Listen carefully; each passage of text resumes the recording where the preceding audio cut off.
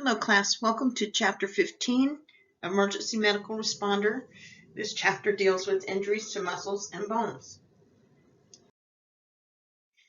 I'm going to be reviewing the competencies we're going to cover in this chapter. And to remind you, the definition of trauma for emergency medical responder is the EMR uses simple knowledge to recognize and manage life threats based on assessment findings for an acutely injured patient while awaiting additional emergency medical response. We'll be going over orthopedic trauma and the recognition and management of that, and that includes open fractures, which is covered on pages 307 through 325 in your text, closed fractures covered on pages 307 through 325 in your book, dislocations, pages 308, 315 through 316, and pages 319 through 320 in your text, and amputations, which are covered on page 318 in your text. We'll also be going over head, facial, neck, and spine trauma and the recognition and management of those types of incidents. And life threats are covered on pages 327 through 334 in your text. And spine trauma is covered on pages 330 through 334 in your text. As an EMR, you will encounter many types of musculoskeletal injuries. Those are fractures, dislocations, sprains, strains, head injuries, spinal cord injuries, and chest injuries. Understanding the basic anatomy and function of the musculoskeletal system will help you treat these injuries. You must be able to recognize the signs and symptoms of various musculoskeletal injuries. Providing proper care at the scene can prevent additional injury or disability. To remind you of the steps in order of patient assessment, I had said we'll do this every chapter, so here we go. First, scene size up. Second is primary assessment. Third step is history taking, then secondary assessment, and then the fifth step is reassessment and ongoing reassessment.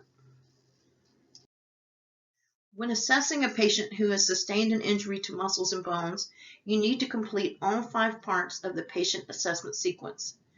Perform a thorough scene size up. Do not get tunnel vision because a patient has an obvious injury. They may have other injuries as well. You need to complete all parts of the scene size up to render the scene safe and gain as much information as you can about the mechanism of injury. Be especially careful about following standard precautions to protect you and the patient from infectious diseases. Perform a complete primary assessment to determine whether the patient has any life-threatening problems related to airway, breathing, or circulation. It is more often efficient and helpful to perform the primary assessment and then immediately follow with the secondary assessment, holding off on obtaining a patient's medical history. Some of that's dictated by the circumstances. Be thorough and systematic in examining all parts of the patient. Perform a thorough sample medical history to determine whether the patient has any medical conditions that require attention, and continue to reassess the patient every 15 minutes for stable patients, every 5 minutes for unstable patients. Let's discuss some of the anatomy and function of the musculoskeletal system. The skeletal system consists of 206 bones and is the supporting framework for the body. There are 4 functions of the skeletal system: to support the body, also to protect vital structures, assist in body movement, and manufacture red blood cells. The skeletal system is divided into 7 areas: the head, skull, and face, spinal column, shoulder girdle, upper extremities, rib cage, which is the thorax, the pelvis, and the lower extremities. This is figure 15-2 from your text and outlines the 7 major areas of the human skeletal system. The bones of the head include all of the skull and the lower jawbone. The skull is actually many bones fused together to form a hollow sphere that contains and protects the brain. The jawbone is a movable bone attached to a skull that completes the structure of the face. The spine consists of a series of separate bones called vertebrae. The spinal cord is a group of nerves that carry messages to and from the brain and passes through a hole in the center of each vertebra. The spine is the primary support structure for the entire body, and the spine has 5 sections: cervical spine, which is the neck, the thoracic spine, which is the upper back, the lumbar spine, which is the lower back, the sacrum, which is fused and connected to the pelvis, and the coccyx, which is the tailbone. This is figure 15-3 from your book and outlines the 5 sections of the spine. Each shoulder girdle supports an arm and consists of the collarbone, which is the clavicle, and the shoulder blade, which is the scapula. The upper extremities consist of 3 major bones plus the wrist and hand. The arm has 1 bone, the humerus. The forearm has 2 bones, the radius and the ulna. The radius is located on the thumb side of the arm, and the ulna is located on the side of the little finger. The wrist and hand consist of several bones. The rib cage or chest, known as the thorax, contains 12 sets of ribs, and it protects the heart, lungs, liver, and spleen. All of the ribs are attached to the spine.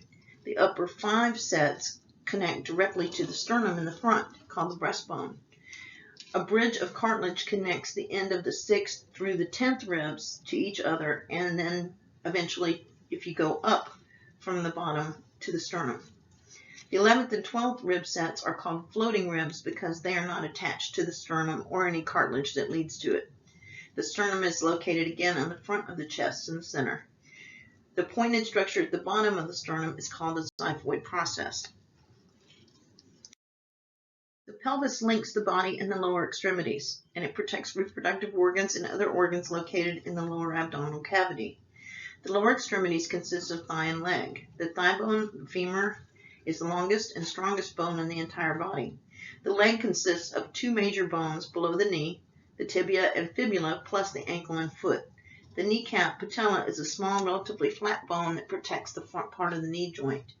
A protective bony structure surrounds each of the body's essential organs. Red blood cells are manufactured primarily within the spaces inside of the bones. That is called marrow. Now let's look at the muscular system. The muscles of the body provide both support and movement. Muscles are attached to bones by tendons and cause movement by alternately contracting or shortening and relaxing or lengthening.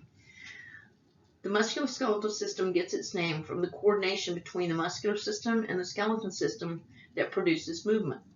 Movement occurs at the joints where 2 bones come together. The bones are held together by ligaments, which are thick bands that arise from one bone, span the joint, and insert into an adjacent bone. The body has 3 types of muscles. Voluntary or skeletal muscles are attached to bones and be contracted and relaxed by a person at will. They are responsible for movement of the body. Involuntary or smooth muscles are found in the inside of the digestive tract and other internal organs of the body. They are not under conscious control and perform their functions automatically. Cardiac muscle is only found in the heart. This is figure 15-5, which shows the 3 types of muscle in the human body. You must understand various MOIs, or mechanisms of injury, and that is how injuries occurred. Musculoskeletal injuries are caused by 3 types of MOIs: direct force, indirect force, or twisting force. Use information provided by the dispatcher and gathered from your scene size of the scene to identify possible MOIs. A word about terminology. There are many ways to describe a patient's injuries. Use your sense of sight and touch to determine the type of injury. Listen to the information that the patient gives you. You do not have the training or tools to diagnose an injury as a physician can. Although you're not expected to diagnose these injuries, patients' signs and symptoms will lead you to suspect that a certain injury is most probable. The most important part of your job is to provide the best assessment and immediate treatment for the patient. So the types of injuries, we'll talk first about fractures. All 3 types of musculoskeletal extremity injuries are serious and all must be identified so an appropriate medical treatment can be provided. The first we're going to talk about are fractures. A fracture is a broken bone. A variety of mechanisms can cause a fracture, but a fracture most often occurs as a result of significant force.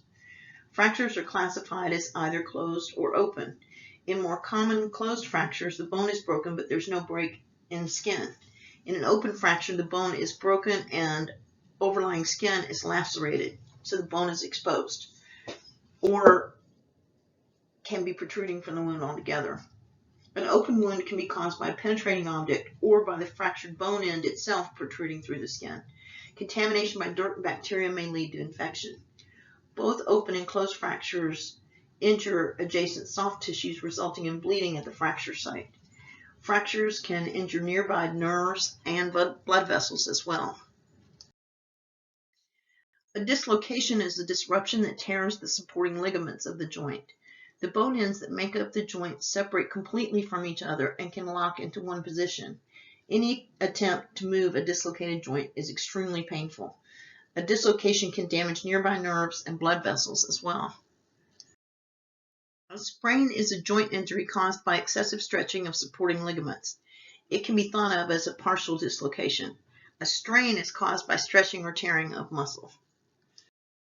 The signs and symptoms of extremity injuries include pain at the injury site, an open wound, swelling and discoloration or bruising, patient's inability or unwillingness to move the extremity, and deformity or angulation, as well as tenderness at the injury site. Patients with musculoskeletal injuries may have open wounds. Assume that trauma patients have open wounds and pose the threat of infection. Always wear approved gloves. When you're responding to motor vehicle crashes or other situations that may present a hazard from broken glass or sharp objects, make sure to wear heavy rescue gloves. Some EMRs wear latex or nitrile gloves under their heavy rescue gloves for added protection from infectious body fluids. If a patient has active bleeding that may splatter, you should also provide protection for your eyes, nose, and mouth.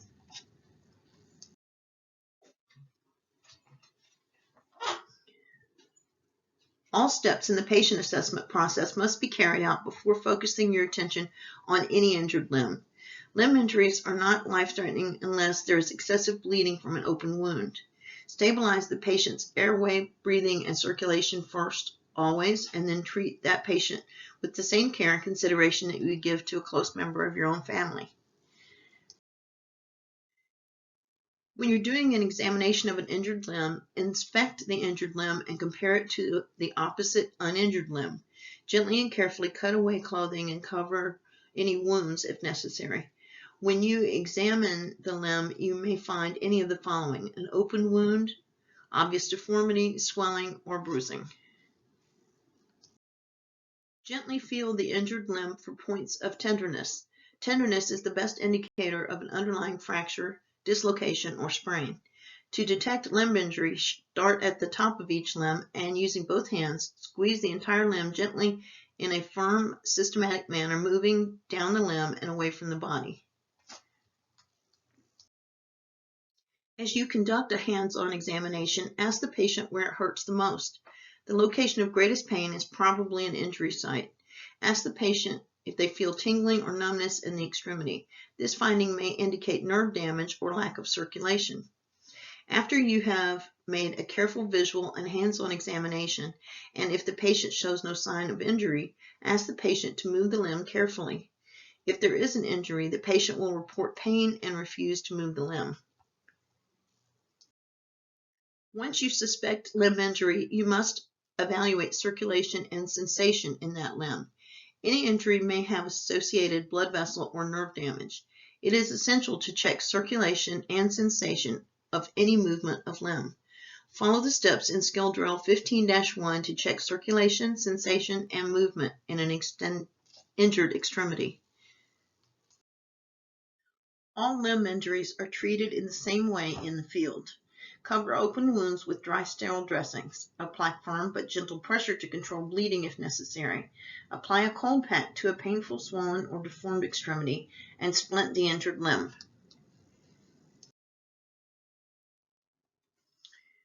There are important general principles of splinting. All limbs or all injuries on limbs should be splinted before a patient is moved unless the environment prevents effective splinting or threatens the patient's life. Splinting prevents movement of broken bone ends, a dislocated joint, or damaged soft tissues, thereby reducing pain. Splinting helps to control bleeding and decreases risk of additional damage. Splinting prevents closed fractures from becoming open fractures during movement or transport. When splinting, be sure to remove clothing from the injured limb to inspect for open wounds, deformities, swelling, bruising, and capillary refill. Note and record the pulse, capillary refill, sensation, and movement distal to the point of injury, both before and after splinting. Cover all open wounds with dry, sterile dressings before applying the splint. Do not move the patient before splinting unless there is an immediate danger to the patient or to you. Immobilize the joint above and below the injury site. Pad all rigid splints, and when applying the splint, support the injury site and minimize movement of the limb until splinting is complete. Splint the limb without moving it unnecessarily. When in doubt, splint. Rigid splints are made from firm material and are applied to the sides, front, or back of an injured extremity. Common types of rigid splints include padded board splints, molded plastic or aluminum splints, padded wire ladder splints, structured aluminum malleable splints, and folded cardboard splints. The most commonly types of used soft splints are vacuum splints and inflatable clear plastic air splints. The vacuum splint consists of an inner and outer layer of airtight fabric that is shaped to fit around an arm or leg. Between the inner and outer layers of fabric are small beads of hard foam material surrounded by air. When you remove air with a vacuum pump, it becomes rigid and provides support for the injured limb. Vacuum splints are not transparent. You must monitor pulse, movement, and sensation of injured limb and status of the vacuum splint itself. Follow the skills in 15-2 skill drill to apply a vacuum splint.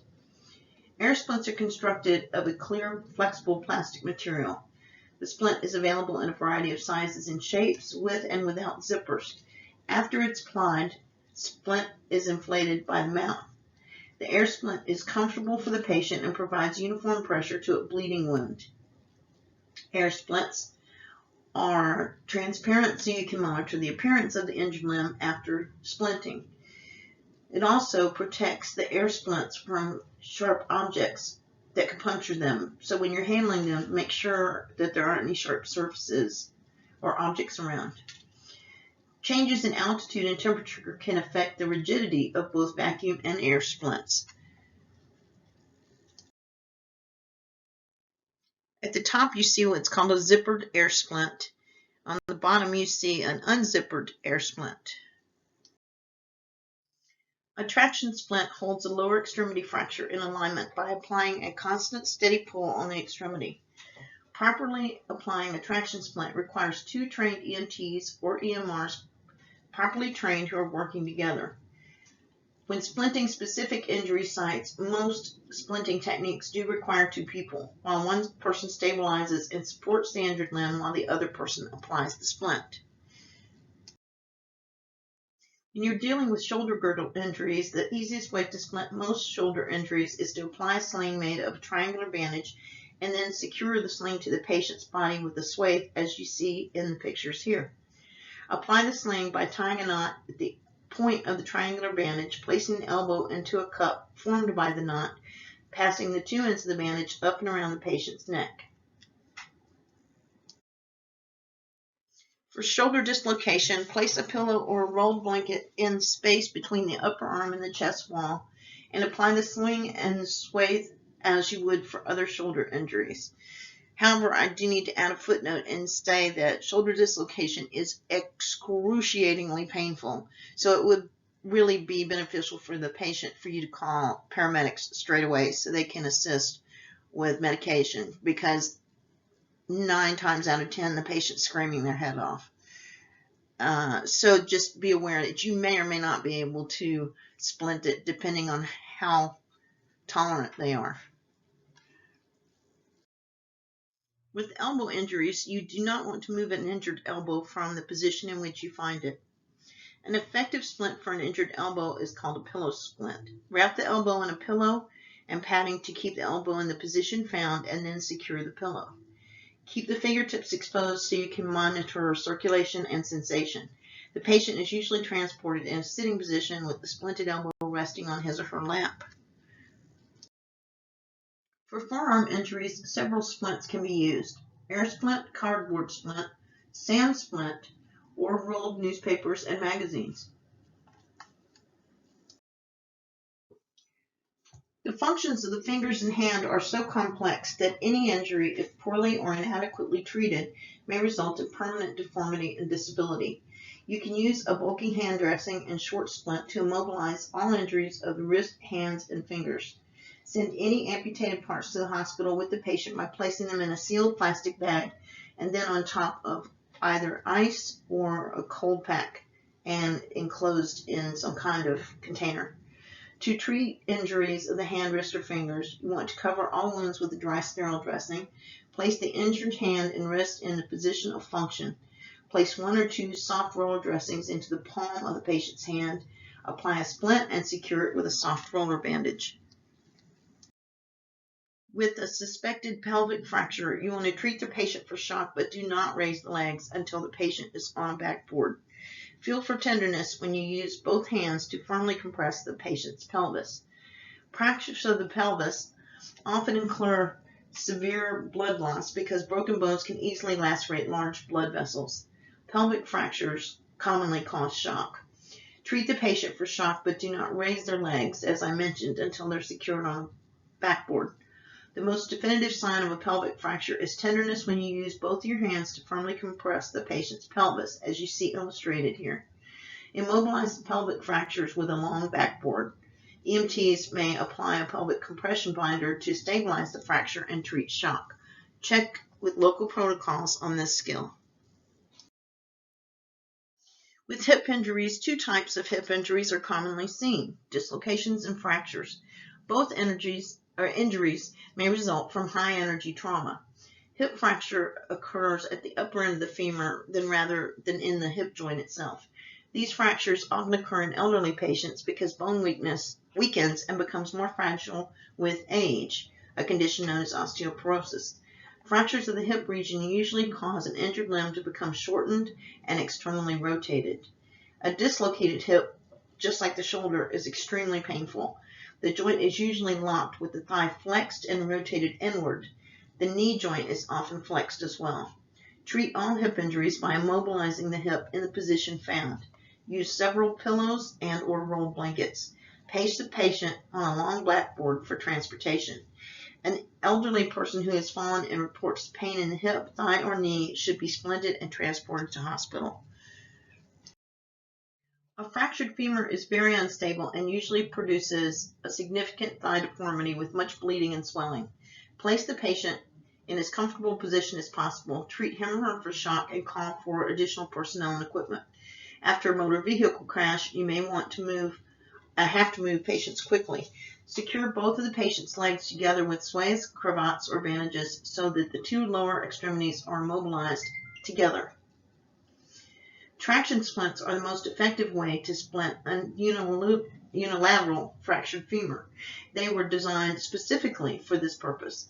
You should know how to use traction splints so you can assist other EMS personnel in their application. Before applying a traction splint, trained EMTs align deformed fractures by applying manual longitudinal traction. Skill Drill 15-6 illustrates the steps for applying a hair traction splint. This would be the illustration for straightening an injured leg for splinting for using a hair traction splint. The first rescuer grasps the injured leg at the knee and applies traction in the long axis of the body, and the second rescuer grabs the ankle. The second rescuer straightens the leg. The second rescuer maintains the traction by leaning back, and they have to maintain that traction until you establish it on the splint itself.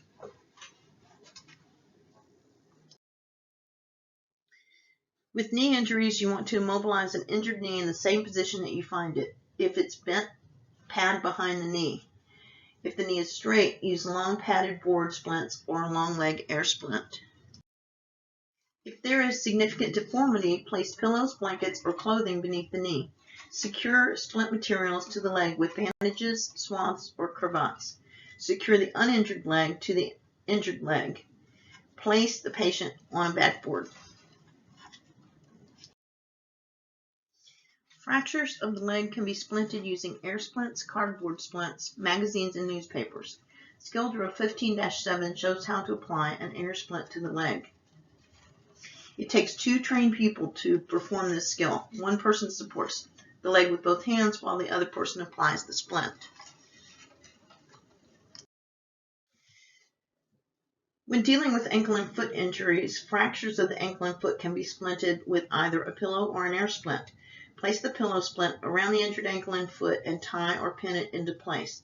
Skill 15-8 shows how to apply a pillow splint to the ankle or foot. You need to practice splinting until you can quickly and competently apply these principles in any situation. Extremity injuries are not by themselves life-threatening unless excessive bleeding is present. Sometimes you may be the only trained person at the scene of an accident, but learn how to practice splinting until you're quick and competent, and learn how the team functions as a unit during stressful situations, and be prepared to work with any member of your EMS team who arrives to assist you. Severe head and spinal cord injuries can result from many different kinds of trauma. These injuries are common causes of death. If not fatal, they may lead to irreversible paralysis and permanent brain damage. The human skull has 2 primary parts: the cranium, which is a tough core-bone shell that protects the brain, and facial bones, which give form to the face and furnish front protection for the brain. This is figure 15-29 and is an illustration of the cranium and the facial bones. Head injuries are common with certain types of trauma. Between the skull and brain, CSF, or cerebrospinal fluid, cushions the brain from direct blows. An indirect force can also cause injury. Spinal injury is often associated with head injury. The force of direct blows to the head is often transmitted to the spine, producing a fracture or dislocation. All patients with head injuries must have the cervical spine immobilized to protect the spinal cord. In a closed head injury, bleeding and swelling within the skull may increase pressure on the brain, leading to irreversible brain damage and death.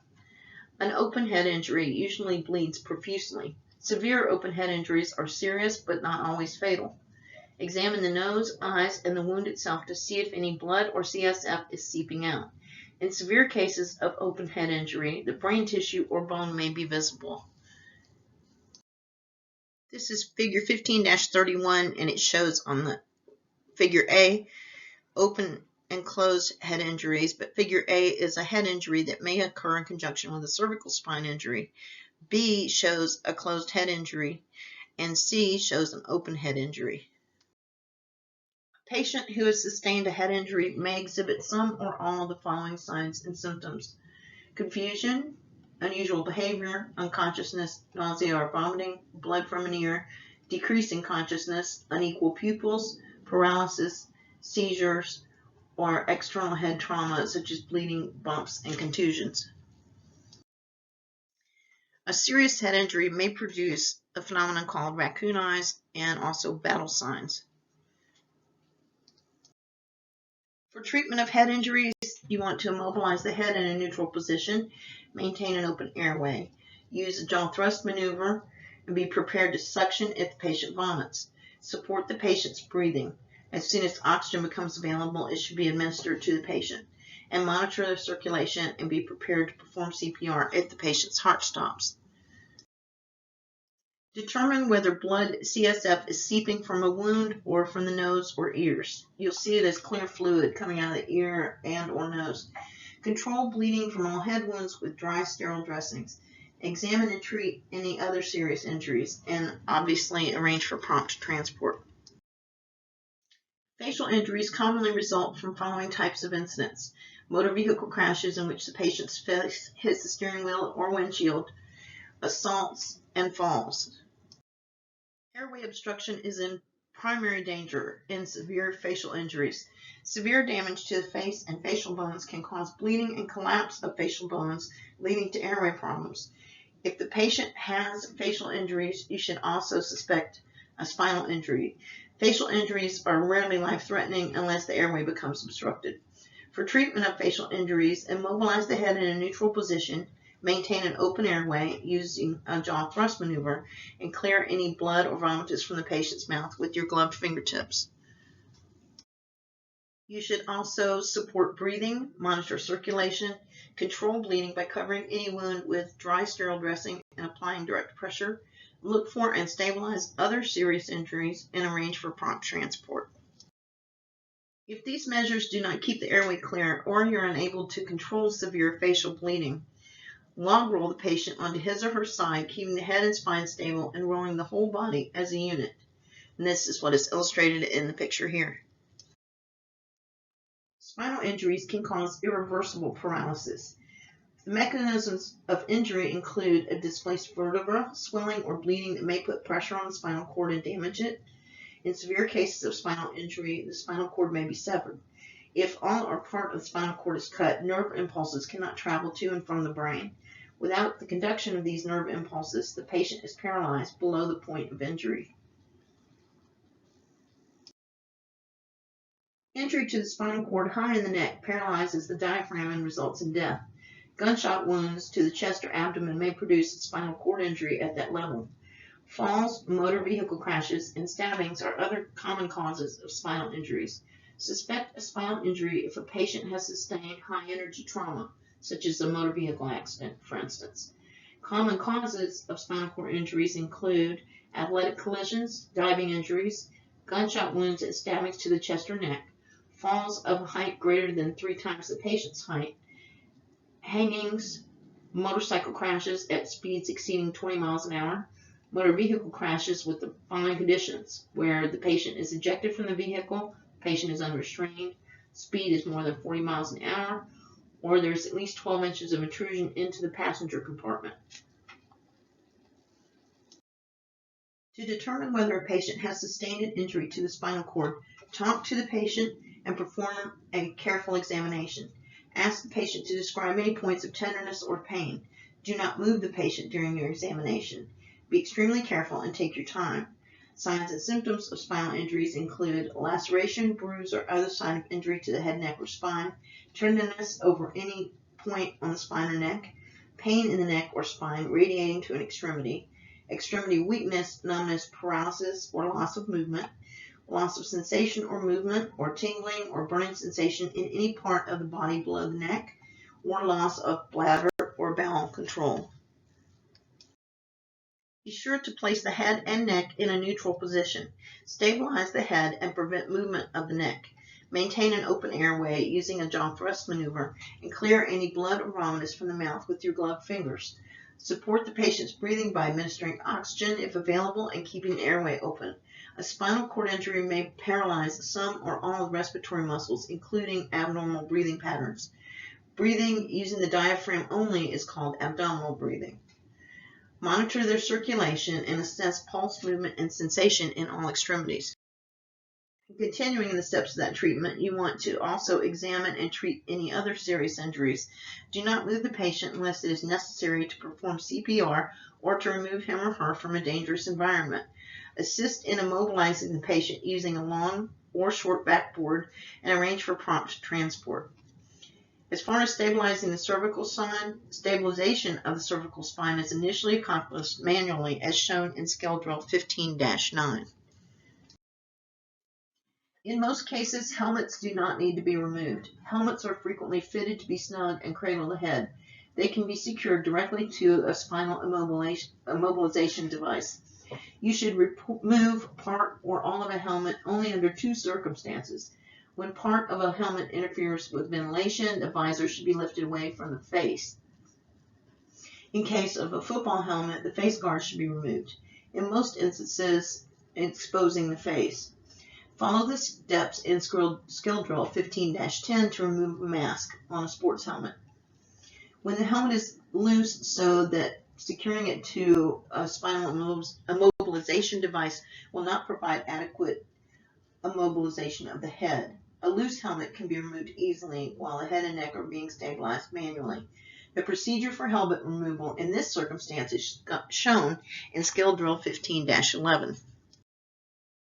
The chest cavity contains the lungs, heart, and several major blood vessels.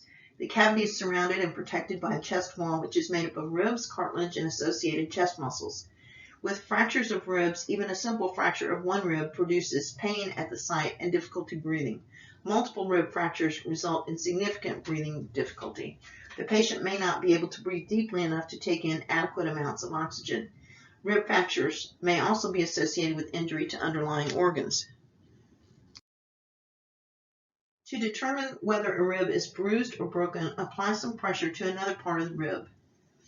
Pain in an injured area can indicate a bruise, crack, or fracture.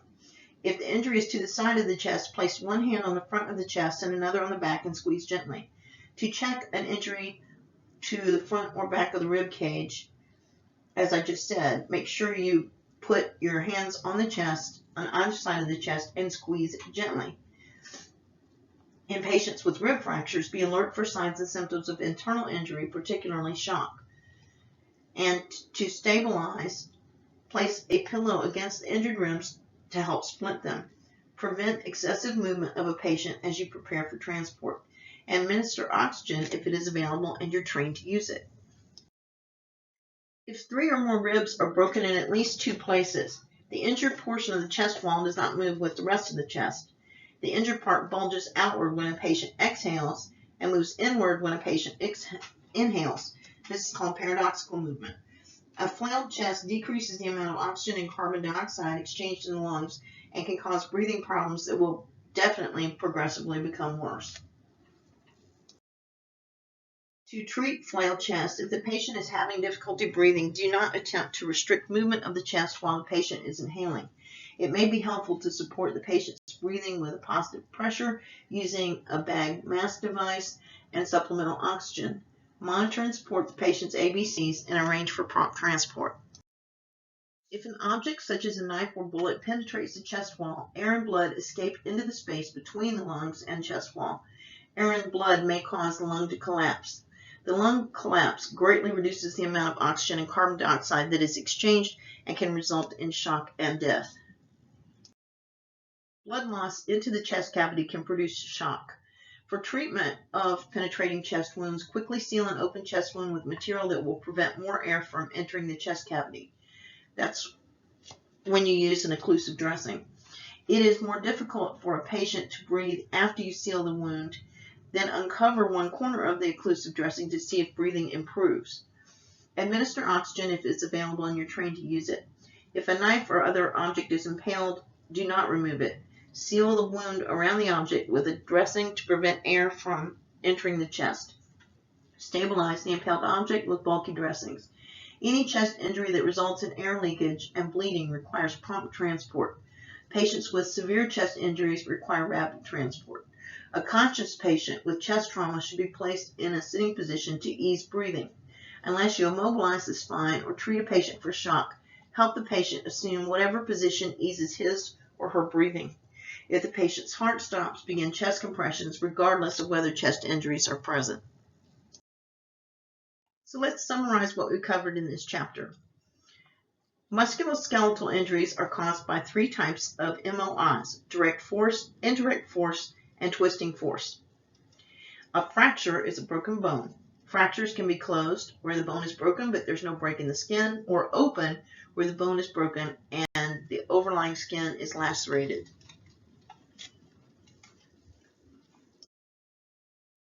We talked about how a dislocation is a disruption that tears the supporting ligaments of a joint. A sprain is a joint injury caused by excessive stretching of supporting ligaments. Make sure to follow 3 steps in examining a patient with a limb injury. Perform a general assessment of the patient, examine the injured part, evaluate circulation, sensation, and movement in the injured limb. Regardless of the extent or severity, all limb injuries are treated the same way in the field. For all open extremity wounds, first cover the entire wound with dry sterile dressing and then apply firm but gentle pressure to control bleeding. If necessary, the injured limb should then be splinted. The 3 basic types of splint are rigid, soft, and traction. And it takes 2 people to splint most limbs injuries adequately, 1 to stabilize and support the extremity, and 1 to apply the splint. Severe head and spine or cord injuries can result from many types of trauma. These injuries are common causes of death, and if not fatal, they may lead to irreversible paralysis and permanent brain damage. Injuries to the head are classified as open or closed. In a closed head injury, bleeding and swelling within the skull may increase pressure on the brain, leading to irreversible brain damage. An open injury of the head usually bleeds profusely. When a sign or symptom of a head injury is present, immobilize the head and stabilize the patient's neck. Maintain an open airway, support breathing, monitor circulation, and determine whether cerebrospinal fluid or blood is seeping. Control bleeding with dry sterile dressings. Treat other serious injuries and arrange for prompt transport. Airway obstruction is a primary danger in severe facial extremities.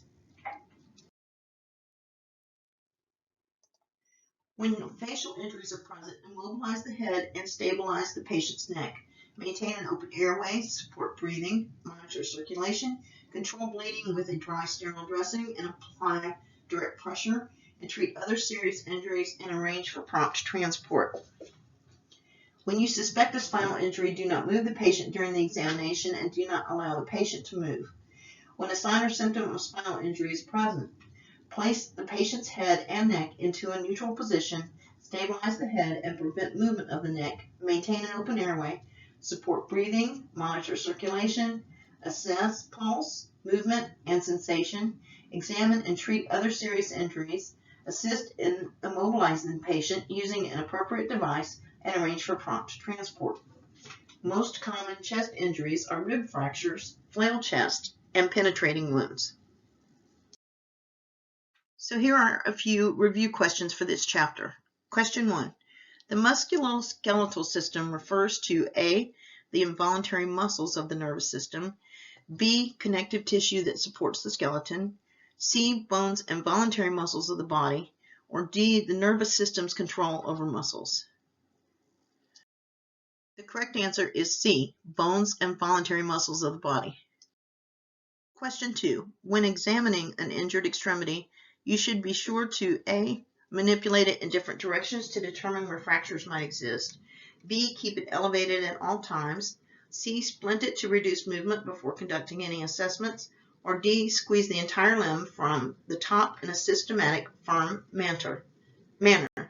If you're just logical, you should easily get this answer. And it is D, squeeze the entire limb starting from the top in a systematic, firm manner. Question 3. Facial injuries should be identified and treated as soon as possible because A, bleeding is more obvious on the face, B, patients are always concerned about their faces, C, swelling mask hidden injuries, or D, of the risk for airway problems. The correct answer is D, the risk for airway problems. Class, thank you for all of your time that we spent here in Chapter 15. Please be sure to contact your instructor if you have any concerns, if you have any confusion, or you need clarification. Thank you again, and we will meet again for the next chapter.